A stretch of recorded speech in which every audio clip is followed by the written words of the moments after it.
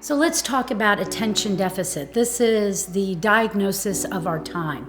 And if you look at the history of where ADD actually comes from, this goes back to the 1800s, where children were looked at as being fidgety. And then there was even a home for children who were fidgety.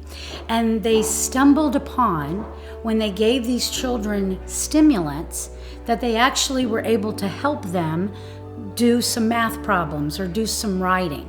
And it became the direction that we were going to give our children who seemed to not be able to pay attention very well, stimulating medication.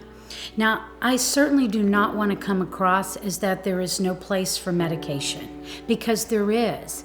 But the drugs that are used and given to children today, they are not tested on the pediatric population. In fact, they are not tested on anyone under the age of 18. So with all this information about understanding development, we are giving stimulating medication to children while they are in their open windows of development. And we are changing their brains, and it isn't going in a positive direction. And there is absolutely something you can do other than medication to get your child back on course. Now, you have to do the work. We have to look at this child mechanically, we have to look at their physiology, and we have to look at their brain.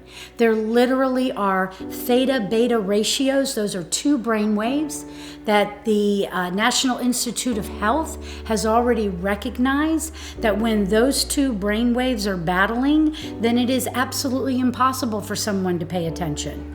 Theta is your light sleep, growth, and repair. Beta is your busy brain. So how in the world could you pay attention if your brain is giving you this information back and forth? Go to sleep, go lay down, or go pay attention to this. It's almost creating a yo-yo effect inside of this child's brain. Attention is something that is also a sequence of development.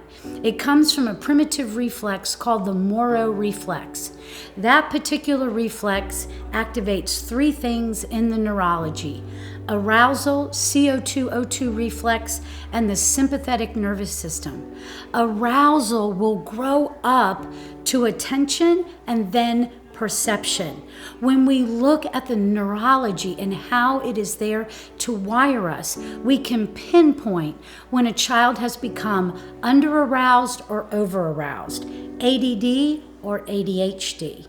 I really encourage you to look at some other options.